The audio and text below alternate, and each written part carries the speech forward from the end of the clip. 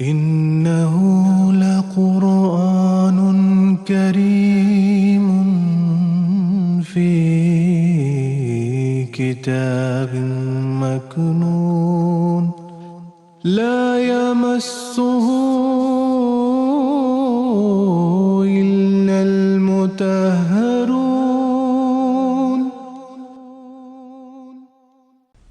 اعوذ باللہ من الشیطان الرجیم بسم اللہ الرحمن الرحیم۔ ناظرین کرام السلام علیکم ورحمۃ اللہ وبرکاتہ۔ ناظرین، بانی جماعت احمدیہ سیدنا حضرت اقدس مسیح موعود علیہ السلام کے فرزند جلیل سیدنا حضرت مرزا بشیر الدین محمود احمد صاحب المصلح الموعود خلیفۃ المسیح الثانی رضی اللہ تعالی عنہ کی پرمعارف تفسیر کبیر کے دروس کی سیریز کے تسلسل میں ہم آپ کی خدمت میں حاضر ہیں۔ ناظرین، آج کے اس پروگرام میں محترم مولانا زین الدین صاحب خاکسار کے ساتھ شریک گفتگو ہیں۔ میں آپ محترم کا اس پروگرام میں خیر مقدم کرتا ہوں۔ ناظرین، سورہ بقرہ کی تفسیر کا تسلسل جاری ہے۔ گزشتہ پروگرام میں جو تفسیر یہاں بیان کی گئی ہے اس کے اگلے حصہ کو یہاں پر پیش کیا جائے گا۔ میں محترم مولانا زین الدین صاحب سے درخواست کرتا ہوں کہ آج کے درس کا آغاز فرمائیں۔ جزاکم اللہ۔ حروف مقطعات کے متعلق مزید تشریح بیان فرماتے ہوئے حضور فرماتے ہیں، میں فی الحال اس جگہ اختصاراً اتنی بات کہہ دینا چاہتا ہوں کہ حروف مقطعات کے متعلق بعض لوگوں کا یہ خیال ہے کہ یہ بے معنی ہے اور انہیں یوں ہی رکھ دیا گیا ہے، مگر ان لوگوں کی تردید خود حروف مقطعات ہی کر رہے ہیں۔ چنانچہ جب ہم تمام قرآن پر ایک نظر ڈال کر یہ دیکھتے ہیں کہ کہاں کہاں حروف مقطعات استعمال ہوئے ہیں تو ان میں ایک ترتیب نظر آتی ہے۔ سورہ بقرہ الف لام میم سے شروع ہوتی ہے، پھر سورہ آل عمران الف لام میم سے شروع ہوتی ہے، پھر سورہ نساء، سورہ مائدہ، سورہ انعام حروف مقطعات سے خالی ہیں، پھر سورہ اعراف الف لام میم صاد سے شروع ہوتی ہے، اور سورہ انفال اور سورہ براء خالی ہے۔ ان کے بعد سورہ یونس، سورہ ہود، سورہ یوسف الف لام را سے شروع ہوتی ہے، اور سورہ رعد میں میم بڑھا کر الف لام میم را کر دیا گیا ہے، لیکن جہاں الف لام میم صاد میں صاد آخر میں رکھا، یہاں میم کو رے سے پہلے رکھا گیا ہے۔ حالانکہ اگر کسی مقصد کے مد نظر رکھے بغیر زیادتی کی جاتی تو چاہیے تھا کہ میم کو جو زائد کیا گیا تھا رے کے بعد رکھا جاتا۔ میم کو الف لام را کے درمیان میں رکھ دینا بتاتا ہے کہ ان حروف کے کوئی خاص معنی ہیں، اور جب ہم دیکھتے ہیں کہ پہلے الف لام میم کی صورتیں ہیں اور اس کے بعد الف لام را کی، تو صاف طور پر معلوم ہوتا ہے کہ قرآن کے مضمون کے لحاظ سے میم کو را پر تقدم حاصل ہے، اور سورہ رعد جس میں میم اور رے اکٹھے کر دیے گئے ہیں، اس میں میم کو رے سے پہلے رکھنا اس امر کو واضح کر دیتا ہے کہ یہ سب حروف خاص معنی رکھتے ہیں۔ اسی وجہ سے ان حروف کو جو معنی تقدم رکھتے ہیں ہمیشہ مقدم ہی رکھا جاتا ہے۔ سورہ رعد کے بعد ابراہیم اور ہجر میں الف لام را استعمال کیا گیا ہے، لیکن نحل، بنی اسرائیل اور کہف میں مقطعات استعمال نہیں ہوئے، اور یہ صورتیں گویا پہلی صورتوں کے مضامین کے تابع ہیں۔ ان کے بعد سورہ مریم ہے جس میں کاف، ہا، یا، عین، صاد کے حروف استعمال کیے گئے ہیں۔ سورہ مریم کے بعد سورہ طٰہٰ ہے اور اس میں طٰہٰ کے حروف استعمال کیے گئے ہیں۔ اس کے بعد انبیاء، حج، مؤمنون، نور اور فرقان میں حروف مقطعات چھوڑ دیے گئے ہیں، گویا یہ صورتیں طٰہٰ کے تابع ہیں۔ آگے سورہ شعراء طا سین میم سے شروع کی گئی ہے، گویا طا کو قائم رکھا گیا ہے اور ہا کی جگہ اور میم لائے گئے ہیں۔ اس کے بعد سورہ نمل ہے اور طا سین سے شروع ہوتی ہے اور اس میں سے میم کو اڑا دیا گیا ہے اور طا اور سین قائم رکھے گئے ہیں۔ اس کے بعد سورہ قصص کی ابتدا پھر طا سین میم سے کی گئی ہے، گویا میم کے مضمون کو پھر شامل کر لیا گیا ہے۔ اس کے بعد سورہ عنکبوت کو پھر الف لام میم سے شروع کیا گیا ہے اور دوبارہ علم الہی کے مضمون کو نئے پیرائے اور نئی ضرورت کے ماتحت شروع کیا گیا ہے۔ اگرچہ میں ترتیب پر اس وقت بحث نہیں کر رہا، لیکن اگر کوئی کہے کہ الف لام میم دوبارہ کیوں لایا گیا ہے، تو اس کی وجہ یہ ہے کہ سورہ بقرہ سے الف لام میم کے مخاطب کفار تھے، اور یہاں سے الف لام میم کے مخاطب مومن ہیں۔ سورہ عنکبوت کے بعد سورہ روم، سورہ لقمان اور سورہ سجدہ کو بھی الف لام میم سے شروع کیا گیا ہے۔ ان کے بعد سورہ احزاب، سبا، فاطر بغیر مقطعات کے ہیں، گویا پہلی صورتوں کے تابع ہیں۔ ان کے بعد سورہ یاسین ہے، جس کو یاسین کے حروف سے شروع کیا گیا ہے۔ اس کے بعد سورہ صافات بغیر مقطعات کے ہیں۔ اس کے بعد سورہ صاد حرف صاد سے شروع کی گئی ہے۔ پھر سورہ زمر حروف مقطعات سے خالی اور پہلی صورت کے تابع ہیں۔ اس کے بعد سورہ مؤمن حامیم سے شروع کی گئی ہے۔ اس کے بعد سورہ حامیم سجدہ کو بھی حامیم سے شروع کیا گیا ہے۔ پھر سورہ شورا کو بھی حامیم سے شروع کیا گیا ہے، لیکن 7 حروف عین سین قاف بڑھائے گئے ہیں۔ اس کے بعد سورہ زخرف ہے، اس میں بھی حامیم کے حروف ہی استعمال کیے گئے ہیں۔ پھر سورہ دخان، جاثیہ اور احقاف بھی حامیم سے شروع ہوتی ہے۔ ان کے بعد سورہ محمد، فتح اور حجرات بغیر مقطعات کے ہیں اور پہلی صورتوں کے تابع ہیں۔ سورہ قاف حرف قاف سے شروع ہوتی ہے اور قرآن کریم کے آخر تک ایک ہی مضمون چلا جاتا ہے۔ یہ ترتیب بتا رہی ہے کہ یہ حروف یوں ہی نہیں رکھے گئے، پہلے الف لام میم آتا ہے، پھر الف لام میم صاد آتا ہے جس میں صاد کی زیادتی کی جاتی ہے، پھر الف لام را آتا ہے، اور پھر الف لام میم را آتا ہے کہ جس میں میم کی زیادتی کی جاتی ہے، پھر کاف ہا یا عین صاد آتا ہے جس میں صاد پر 4 اور حروف کی زیادتی ہے، پھر تاہا لایا جاتا ہے اور پھر اس میں کچھ تبدیلی کر کے تا سین میم کر دیا جاتا ہے۔ یہ ایک ہی قسم کے الفاظ کا متواتر لانا اور بعض کو بعض جگہ بدل دینا، بعض جگہ اور رکھ دینا بتاتا ہے کہ خواہ یہ حروف کسی کی سمجھ میں آئے نہ آئے، جس نے انہیں رکھا ہے کسی مطلب کے لیے ہی رکھا ہے۔ اگر یوں ہی رکھے جاتے تو کوئی وجہ نہ تھی کہ کہیں ان کو بدل دیا جاتا، کہیں زائد کر دیا جاتا، کہیں کم کر دیا جاتا۔ جی، اس کے بعد حضور جو ہے مخالفین اسلام کی طرف سے جو حروف مقطعات کے جو دلالت کا اعتراف کیا جاتا ہے اسے بیان کرتے ہوئے فرما رہے ہیں،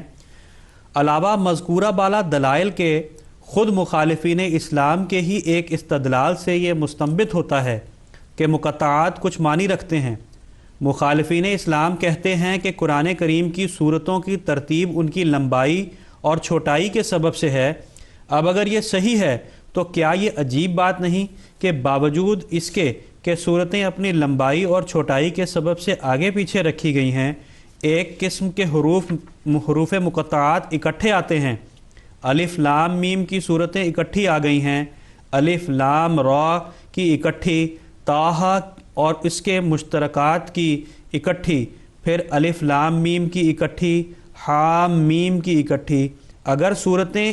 ان کے حجم کے مطابق رکھی گئی ہیں تو کیا یہ عجیب بات نہیں معلوم ہوتی کہ حروف مقطعات ایک خاص حجم پر دلالت کرتے ہیں؟ اگر صرف یہی تسلیم کیا جائے تب بھی اس کے معنی یہ ہوں گے کہ حروف مقطعات کے کچھ معنی ہیں، خواہ یہی معنی ہوں کہ وہ صورت کی لمبائی اور چھوٹائی پر دلالت کرتے ہیں، مگر حق یہ ہے کہ ایک قسم کے حروف مقطعات کی صورتوں کا ایک جگہ پر جمع ہونا بتاتا ہے کہ ان معنوں میں اشتراک ہے اور یہ حروف صورتوں کے لیے بطور کنجیوں کے ہیں۔ اسی مضمون کو مزید آگے بڑھاتے ہوئے حضور فرماتے ہیں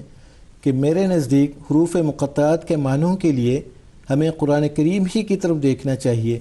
پہلی صورتوں میں الف لام میم آیا تھا، چنانچہ سورہ بقرہ کے پہلے ہی حروف تھے، اور ان کے بعد ذالک الکتاب لا ریب فیہ ھدی للمتقین کا جملہ تھا۔ اس کے بعد آل عمران میں الف لام میم آیا، جس کے بعد اللہ لا الہ الا هو الحی القیوم نزل علیک الکتاب بالحق آیا۔ یاد رکھنا چاہیے کہ حق اور لا ریب کے دراصل ایک ہی معنی ہیں، بس بقرہ میں بھی الف لام میم کے بعد ایسی کتاب کا ذکر تھا جس میں ریب نہ ہو، اور اس جگہ بھی پھر اعراف میں الف لام میم صاد آیا، اور اس کے بعد کتاب انزل الیک فلا یکن فی صدرک حرج منہ لتنذر بہ وذکریٰ للمؤمنین کی آیت رکھی گئی۔ گویا یہاں پہ بھی لا ریب فیہ والی کتاب کا ذکر ہوا ہے، کیونکہ فلا یکن فی صدرک حرج ایسی ہی کتاب پر دلالت کرتا ہے جو لا ریب فیہ کی صفت سے متصف ہو۔ اور ابتدائی صورتوں کے بعد وقفہ دے کر عنکبوت الف لام میم سے شروع ہوتی ہے۔ فرماتا ہے الف لام میم احسب الناس ان یترکوا ان یقولوا آمنا وهم لا یفتنون وَلَقَدْ فَتَنَّا الَّذِينَ مِن قَبْلِهِمْ فَلَيَعْلَمَنَّ اللَّهُ الَّذِينَ صَدَقُوا وَلَيَعْلَمَنَّ الْكَاذِبِينَ۔ ان آیات میں بھی ایک یقینی کتاب کا ذکر کیا گیا ہے، چنانچہ امتحان شک و ریب کے دور کرنے پر ہی دلالت کرتا ہے۔ بس اس صورت میں بھی وہی مضمون ہے جو سورہ بقرہ وغیرہ میں تھا، صرف فرق یہ ہے کہ بقرہ میں انسان بحیثیت مجموعی مخاطب تھے، اور یہاں مومنوں سے کہا گیا ہے کہ کس طرح ہو سکتا ہے کہ ابھی شک تمہارے دلوں میں باقی ہو اور ہم تم سے معاملہ کاملین والا شروع کر دیں۔ سورہ روم میں بھی یہی مضمون ہے، وہ بہت باریک ہو گیا ہے۔ فرماتا ہے الف لام میم غلبت الروم فی ادنی الارض وهم من بعد غلبهم سیغلبون۔ خدا تعالیٰ کا کلام روم کے متعلق نازل ہوا ہے اور وہ ضرور پورا ہو کر رہے گا۔ گویا بجائے سب کتاب کی طرف اشارہ کرنے کے ایک خاص حصے کی طرف اشارہ اور اس کے یقینی ہونے پر زور دیا ہے، جیسا کہ من اور سین کے حروف سے ظاہر ہے۔ سورہ روم کے بعد سورہ لقمان الف لام میم سے شروع ہوتی ہے۔ اس میں فرماتا ہے الف لام میم تلک آیات الکتاب الحکیم ہدی و رحمۃ للمحسنین الذین یقیمون الصلاۃ ویؤتون الزکاۃ وہم بالآخرۃ ہم یوقنون اولئک علی ہدی من ربہم وَأُولَئِكَ هُمُ الْمُفْلِحُونَ۔ اس صورت میں بھی حکیم کا لفظ استعمال کر کے ایک یقینی امر کی طرف اشارہ کیا گیا ہے، اور گویا بقرہ کے ابتدائی مضمون کو دہرا دیا گیا ہے۔ اور اس کے بعد سورہ سجدہ ہے، اور اس میں آتا ہے الف لام میم تنزیل الکتاب لا ریب فیہ من رب العالمین۔ یہاں بھی ایک بے ریب کتاب کا ذکر ہے۔ بس ان سب آیات سے ظاہر ہے کہ جہاں الف لام میم آتا ہے، اس کے بعد ایک خاص مضمون آتا ہے اور یہ ایک یقینی علم کے نزول کی طرف اشارہ کیا جاتا ہے۔ اب اس امر کی موجودگی میں کس طرح سمجھ لیا جائے کہ یہ الفاظ یوں ہی رکھ دیے گئے ہیں؟ بس حق یہی ہے کہ الف لام میم کے حروف ازالے شک اور یقین پر دلالت کرنے کے لیے آتے ہیں، اور وہ چیز جس سے شک دور ہوتا ہے اور یقین پیدا ہوتا ہے کامل علم ہی ہوتا ہے۔ بس الف لام میم کے معنی یہی ہے انا اللہ اعلم، میں اللہ ہوں جو سب سے زیادہ جاننے والا ہوں۔ بس اگر شک کو دور کرنا اور یقین حاصل کرنا چاہتے ہو تو میرے کلام کی طرف توجہ کرو اور میری کتاب کو پڑھو۔ حضور فرماتے ہیں اب میں الف لام را کو لیتا ہوں، ان حروف سے جو صورتیں شروع ہوتی ہیں اگر ان پر غور کیا جائے تو وہ بھی ایک ہی مضمون سے شروع ہوتی ہیں۔ سورہ یونس میں آتا ہے الف لام را تلک آیات الکتاب الحکیم اکان للناس عجبا ان اوحینا الی رجل منہم ان انذر الناس وبشر الذین آمنوا ان لهم قدم صدق عند ربهم قال الکافرون ان ھذا لساحر مبین۔ پھر سورہ ہود میں آتا ہے الف لام را کتاب احکمت آیاتہ ثم فصلت من لدن حکیم خبیر اللہ تعبدوا الا اللہ اننی لکم منہم نذیر وبشیر وان استغفروا ربکم ثم توبوا الیہ یمتعکم متاعا حسنا الی اجل مسمی ویؤتی کل ذی فضل فضلہ وان تولوا فانی اخاف علیکم عذاب یوم کبیر۔ پھر سورہ یوسف میں آتا ہے الف لام را تلک آیات الکتاب المبین انا انزلناہ قرآنا عربیا لعلکم تعقلون نحن نقص علیک احسن القصص بما اوحینا الیک ھذا القرآن وان کنت من قبلہ لمن الغافلین۔ پھر سورہ رعد میں آتا ہے الف لام میم را تلک آیات الکتاب والذی انزل الیک من ربک الحق ولکن اکثر الناس لا یؤمنون۔ اللہ الذی رفع السماوات بغیر عمد ترونها ثم استوى على العرش وسخر الشمس والقمر كل يجري لأجل مسمى يدبر الأمر يفصل الآيات لعلكم بلقاء ربكم تؤقنون۔ یہاں میم کا بھی اور را کا بھی مضمون آ گیا۔ پھر سورہ ابراہیم میں آتا ہے الف لام را کتاب انزلناہ الیک لتخرج الناس من الظلمات الی النور باذن ربہم الی صراط العزیز الحمید۔ اللہ الذی لہ ما فی السماوات وما فی الارض وویل للکافرین من عذاب شدید۔ ان سب مقامات پر مجموعی نظر ڈالنے سے معلوم ہوتا ہے کہ ان میں دو مضامین پر زور دیا گیا ہے، ایک پرانی تاریخ پر جس میں سے خاص طور پر شریروں کو سزا ملنے کے مضمون کو منتخب کر لیا گیا ہے، اور دوسرے پیدائش عالم کے مضمون پر۔ سورہ یونس میں استفہام انکاری کے استعمال سے بتایا گیا ہے کہ نذیر و بشیر انبیاء ہمیشہ ہی آتے رہے ہیں۔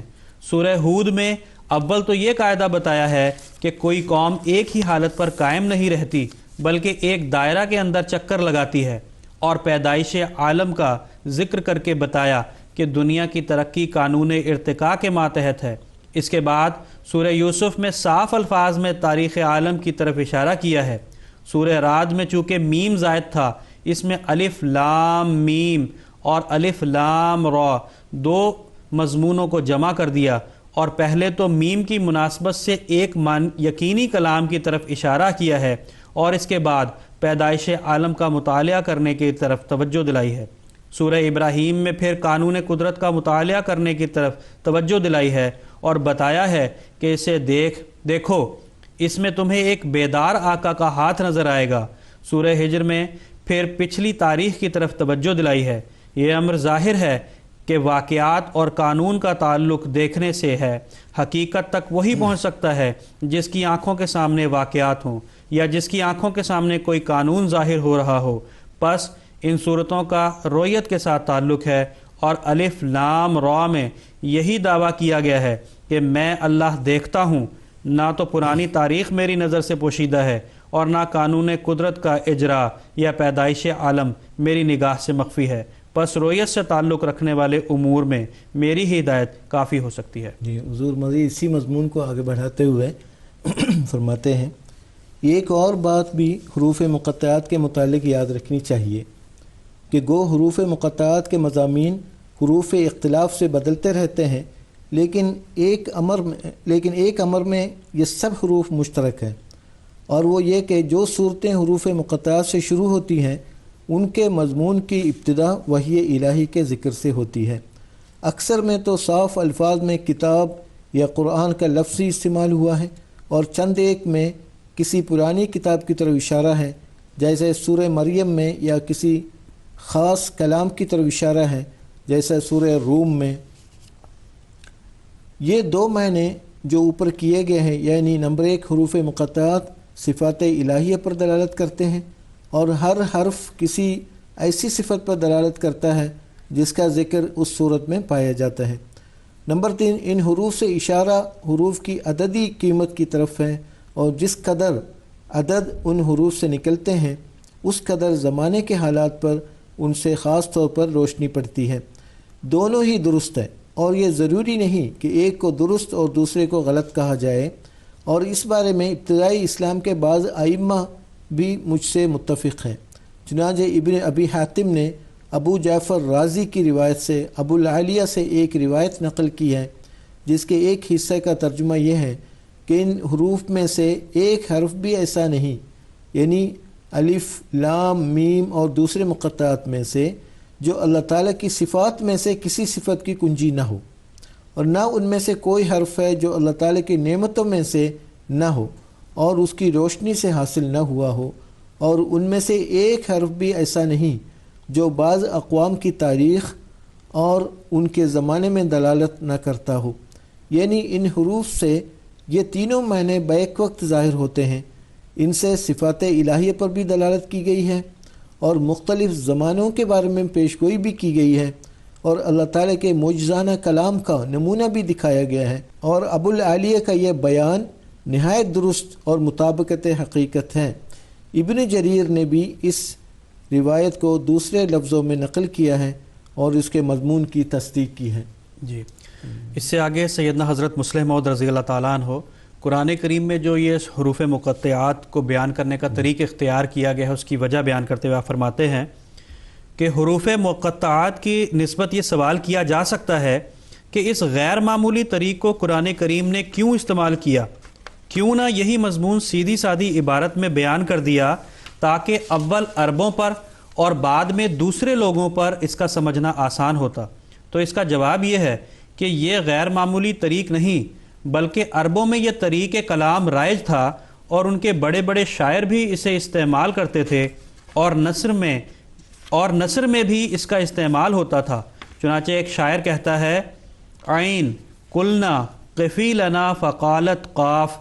ہم نے اس سے کہا کہ تو ذرا ہماری خاطر ٹھہر جا، تو اس نے جواب میں قاف کہا، یعنی وقفتو، لو میں کھڑی ہو گئی ہوں۔ اسی طرح ایک دوسرا شاعر کہتا ہے بالخیر خیرات و ان شرن فا ولا ارید الشر الا ان تا، یعنی نیکی کے بدلہ میں نیکی کروں گا، لیکن اگر تیرا ارادہ بدی کرنے کا ہو تو میں اس کے لیے بھی تیار ہوں، اور میں بدی کا ارادہ نہیں رکھتا سوائے اس کے کہ تیرا ارادہ ہو۔ اس شعر میں فشرن کی جگہ صرف حرف فا استعمال کیا گیا ہے، اور تشاؤ یعنی تو چاہے کی جگہ صرف حرف تا استعمال کیا گیا ہے۔ حضرت صلی اللہ علیہ وسلم کی حدیث میں بھی ہے کہ من اعان علی قتل مؤمن بشطر کلمۃ لقی اللہ عز وجل مکتوب بین عینیہ آیس من رحمت اللہ، ابن ماجہ۔ یعنی جو شخص کسی مسلمان کے قتل میں ایک لفظ کا حصہ استعمال کرے، یعنی اقتل کی جگہ اک کہہ دے، تو وہ قیامت کے دن اس حالت میں اٹھے گا کہ اس کے ماتھے کے درمیان یہ لکھا ہوگا کہ اللہ تعالیٰ کی رحمت سے محروم ہو گیا۔ پس عرب میں نظم و نثر میں جب قرینہ موجود ہو، الفاظ کی جگہ حروف استعمال ہوتے تھے، اور اس اسلوب کلام کا ایک لطیف نمونہ حروف مقطعات کے ذریعہ سے قرآن کریم نے دکھایا ہے۔ آج کل یورپ نے تو اس اسلوب کو بے حد استعمال کیا ہے۔ MA BA BT MD وغیرہ سینکڑوں ہزاروں حروف الفاظ کے قائم مقام استعمال ہو رہے ہیں، اور لوگ ان کے فائدے کو سمجھتے ہیں۔ اب حضور سورہ بقرہ کی دوسری آیت کی تشریح بیان فرماتے ہیں ذالک الکتاب لا ریب فیہ ھدی للمتقین، یہی کامل کتاب ہے، اس امر میں کوئی شک نہیں، یہ متقیوں کو ہدایت دینے والی ہے۔ اس آیت کی تشریح میں حضور فرماتے ہیں ذالک الکتاب، اس کے متعلق اعتراض کیا گیا ہے کہ ذالکہ تو اشارہ بعید کے لیے ہے، پھر اس لفظ کو اس جگہ کیوں استعمال کیا گیا ہے؟ بعض علماء نے اس کا یہ جواب دیا ہے کہ یہ اشارہ قریب کے لیے بھی استعمال ہو سکتا ہے۔ بعض نے کہا ہے کہ گو اشارہ بعید کے لیے بھی ہے، لیکن جب کسی چیز کا ذکر ختم ہو جائے تو وہ بھی بعید کے حکم میں ہوتی ہے۔ چنانچہ عام طور پر گفتگو میں جس امر کا ذکر ہو چکا ہے اس کے بارے میں ذالکہ کہہ کر اشارہ کر دیتے ہیں۔ چنانچہ عرب اپنی بات ختم کر کے کہتے ہیں ذالکہ ما لا شک فیہ، اور ذالکہ سے مراد وہ بات ہوتی ہے جو اس نے ختم کی ہے۔ اسی طرح قرآن کریم میں آتا ہے لا فارض ولا بکر عوان بین ذالک، اس جگہ ذالکہ سے مراد فارض اور بکر ہیں جن کا ذکر اوپر ہوا ہے۔ پھر فرماتا ہے ذالکما مما علمنی ربی، اس جگہ بھی جو بات اوپر کہی ہے اس کی طرف ذالکہ سے اشارہ کیا ہے۔ ان آیتوں کے علاوہ اور آیات بھی قرآن کریم میں ہیں، مثلا ذالک عالم الغیب والشہادہ تلک حجتنا آتیناہا ابراہیم۔ قرآن میں دوسری جگہ ذالک الکتابو کی جگہ ھذا کتاب انزلناہ مبارکن بھی آیا ہے۔ غرض اول تو ذالکہ عرب کے محاورے کے مطابق ھذا کے معنوں میں بھی استعمال ہو جاتا ہے، دو ضروری نہیں کہ جس چیز کے بارے میں ذالکہ آئے وہ دور ہو، اگر ذہنی طور پر دور ہو یعنی اس کا ذکر ختم ہو چکا ہو تو اس کے لیے بھی ذالکہ کا لفظ استعمال کر لیا جاتا ہے۔ اس تشریح کے تحت ذالک الکتابوں کے کئی معنی ہو سکتے ہیں۔ حضور فرماتے ہیں نمبر 1 یہ وہ کتاب ہیں، نمبر 2 وہ یہ کتاب ہیں، نمبر 3 یہی کامل کتاب ہیں، نمبر 4 وہی کامل کتاب ہے۔ مذکورہ بالا معنی اس صورت میں ہے کہ ذالکہ مبتدا ہو اور الکتاب خبر، لیکن ایک صورت یہ بھی ہے کہ ذالکہ کو مبتدا اور الکتاب کو عطف بیان اور لا ریب فیہ کو اس کی خبر سمجھا جائے۔ اس صورت میں اس کے معنی یوں ہوں گے، نمبر 1 یہ یعنی کامل کتاب اپنے اندر کوئی ریب کی بات نہیں رکھتی، نمبر 2 وہ کامل کتاب یعنی ہدایت انبیاء اپنے اندر کوئی ریب کی بات نہیں رکھتی۔ جی، اس کے بعد سیدنا حضرت مسلم موعود رضی اللہ تعالیٰ عنہ یہاں ذالک الکتاب کے لغوی معنی بیان کرنے کے بعد اس کے تفسیری معنی جو 3 ہیں وہ بیان فرما رہے ہیں۔ آپ فرماتے ہیں لغوی معنی بیان کرنے کے بعد اب میں تفسیری معنی بیان کرتا ہوں۔ نمبر 1 جن لوگوں نے الف لام میم کو سورت کا نام قرار دیا ہے انہوں نے یہ معنی کیے ہیں کہ الف لام میم یہ کتاب ہے، یعنی الف لام میم نام ہے اس سورت کا، یا یہ معنی کیے ہیں کہ الف لام میم ایک کامل کتاب ہے۔ نمبر 2 جنہوں نے ذالکہ کا استعمال قرآن کریم کی عظمت شان کی وجہ سے قرار دیا ہے انہوں نے یہ معنی کیے ہیں کہ یہ عظیم الشان کلام وہ کتاب ہے جس کی تعریف صحف موسیٰ اور دوسری کتب میں آ چکی ہے۔ نمبر 3 بعض نے اشارہ بعید لے کر یہ معنی کیے ہیں کہ لوح محفوظ میں جو کتاب ہے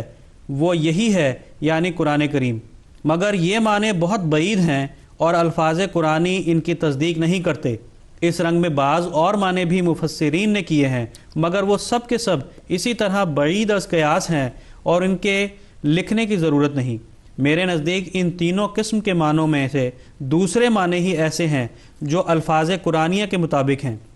کیونکہ مشہور عام بات کی طرف اس طرح اشارہ کیا جا سکتا ہے چونکہ پہلے ادیان کے لوگ ایک کتاب کے منتظر تھے، انہیں مخاطب کر کے قرآن شریف کے شروع میں کہا جا سکتا تھا کہ جس کتاب کے تم منتظر ہو یہ وہی کتاب ہے، مگر میرے نزدیک زیادہ صحیح معنی جو الفاظ قرآنیہ کے بالکل مطابق ہیں 2 ہیں۔ نمبر 1 یہی کامل کتاب ہے، عرب لوگ کہتے ہیں زیدن العادل، زید ہی عادل ہے، اسی طرح یہ جملہ ہے ذالک الکتاب، کتاب کہلانے کی مستحق تو یہی کتاب ہے، یعنی الجنسی استغراقی مجازی ہے۔ ان معنوں کی روح سے کسی ایسی چیز کی طرف اشارہ نہیں نکالنا پڑتا جس کا ذکر اس جگہ نہیں ہے، اور یہ معنی مناسب موقع بھی ہیں۔ ایک الہامی کتاب جو دوسری کتب کی موجودگی میں اپنے آپ کو پیش کرے، اسے ابتدائے کلام میں ایسا ہی دعویٰ پیش کرنا چاہیے، کیونکہ لوگوں کے دلوں میں طبعاً یہ سوال پیدا ہوتا ہے کہ دوسری کتب کی موجودگی میں یہ نئی کتاب کیوں پیش کی جاتی ہے۔ اس فطرتی سوال کے جواب میں قرآن کریم کے شروع میں ہی یہ الفاظ رکھ دیے گئے کہ یہی کتاب یہی کامل کتاب ہے، اور متلاشیان حق کو بتلایا گیا کہ بے شک اس کے سوا اور کتب بھی موجود ہیں، لیکن کتاب کا موجود ہونا اور شے ہے اور اس کا انسان کی ضرورتوں کو پورا کرنا اور شے ہے۔ اگر کتاب کی غرض یہ ہے کہ انسان کی روحانی ضرورتوں کو پورا کرے تو پھر صرف یہی کتاب اس غرض کو پورا کرتی ہے، اس لیے دوسری کتب کی موجودگی میں بھی اس کی ضرورت ہے۔ الف لام میم کے حروف جن کے معنی اوپر بتائے جا چکے ہیں مد نظر رکھتے ہوئے بھی یہی معنی زیادہ چسپاں ہوتے ہیں، کیونکہ میں اللہ سب سے زیادہ جاننے والا ہوں کہ الفاظ اسی پر دلالت کرتے ہیں کہ میرا علم جب اور جو تعلیم دنیا کو دے وہی اس زمانے کے لحاظ سے کامل اور مکمل تعلیم ہو سکتی ہے۔ نیز میں سب سے زیادہ جاننے والا ہوں، ایک دعویٰ ہے جس کا ثبوت بھی چاہیے، اور اس کا سب سے بڑھ کر ثبوت یہی ہو سکتا ہے کہ کوئی ایسی علمی چیز پیش کی جائے جو اپنی نظیر نہ رکھتی ہو۔ پس الف لام میم کے معنوں کو مد نظر رکھتے ہوئے ذالک الکتابوں کے بہترین معنی یہی ہو سکتے ہیں کہ یہی کامل کتاب ہے۔ پھر حضور اسی مضمون کو مزید آگے بڑھاتے ہوئے بیان فرماتے ہیں، جب ہم واقعات کو دیکھتے ہیں تو یہ دعویٰ قطعی طور پر ثابت ہے بے شک قرآن کریم سے پہلے تورات، انجیل، وید، زند وغیرہ کتب موجود تھیں، لیکن ان کی تعلیم اور قرآن کریم کی تعلیم کا مقابلہ کر کے دیکھ لو، قرآن کی جامعیت کسی اور کتاب میں نہ ملے گی۔ انجیل کا سب سے بڑا کمال محبت الہی پر زور ہے، قرآن کریم میں وہ سب تعلیم موجود ہیں، بلکہ اس سے بڑھ کر تورات کا فخر جامع شریعت پر ہے، لیکن شریعت کی جامعیت میں قرآن کریم کے آگے وہ بھی خم کھاتی ہے۔ حالانکہ حجم میں قرآن کریم دونوں کتب پر سے چھوٹا ہے، قرآن کریم کی یہ جامعیت ایسی کامل ہے کہ ایک مسلمان کے نزدیک شریعت کا مفہوم ہی دوسروں سے جداگانہ ہو گیا ہے۔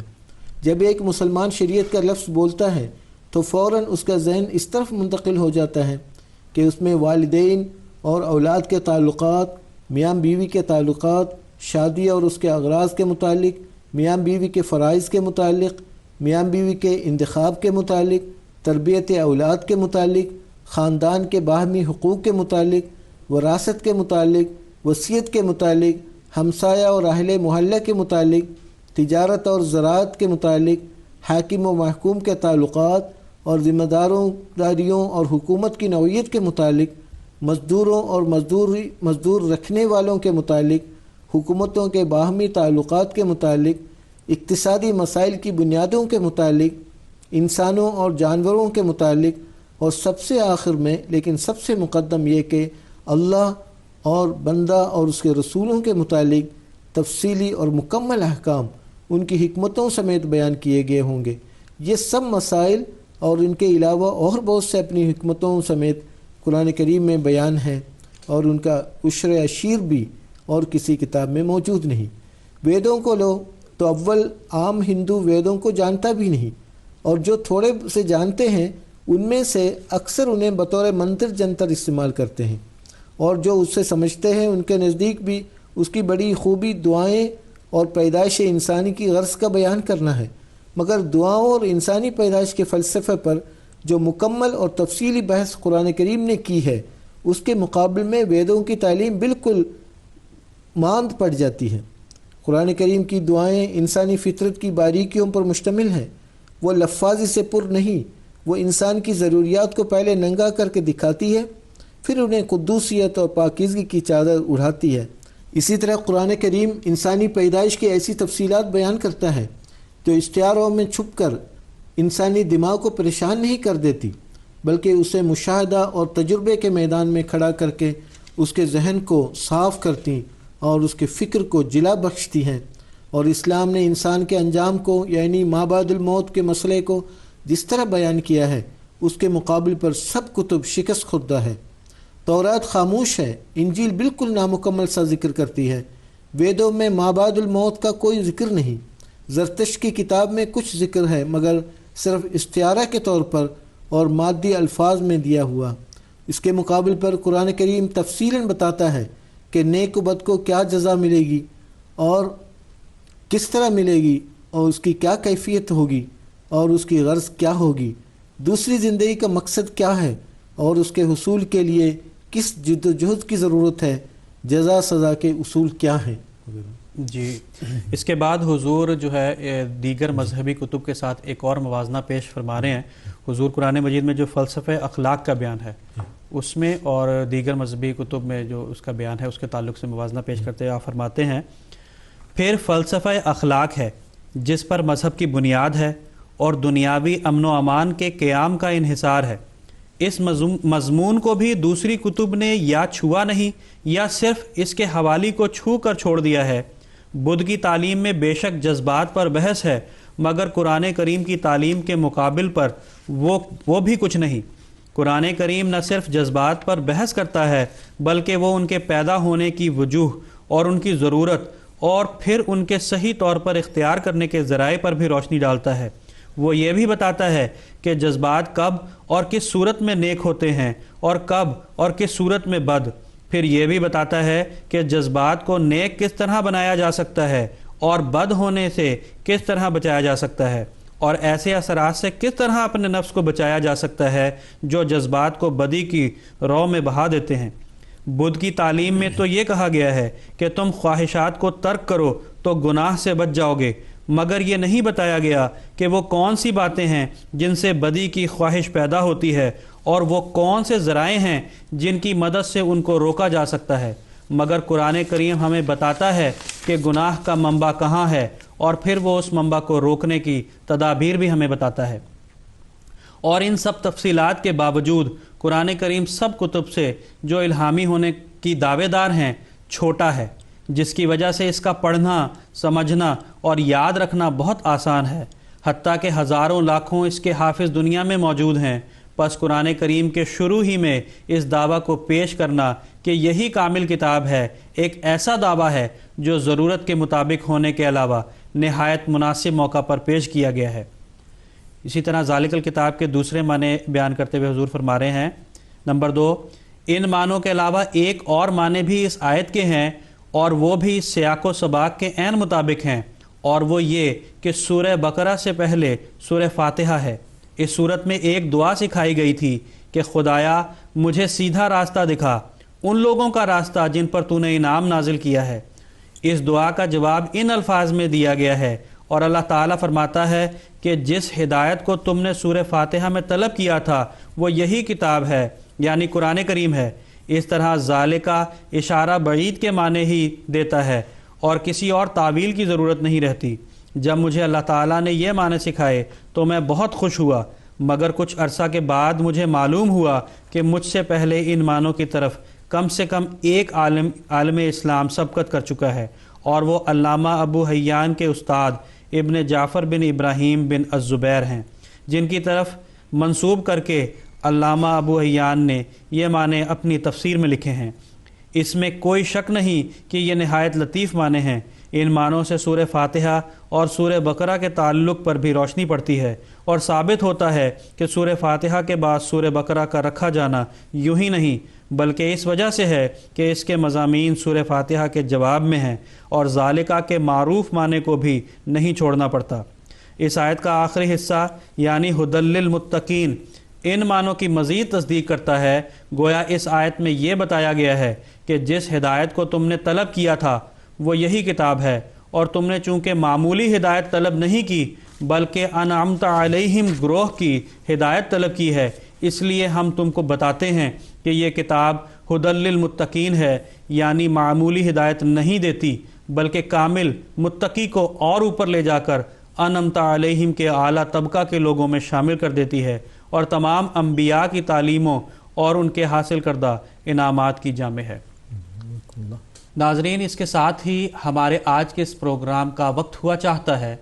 انشاءاللہ العزیز اگلے پروگرامز میں ہم اس سے آگے کی تفسیر کے ساتھ آپ کی خدمت میں حاضر ہوں گے۔ تب تک کے لیے ہمیں اجازت دیجیے۔ السلام علیکم ورحمۃ اللہ وبرکاتہ۔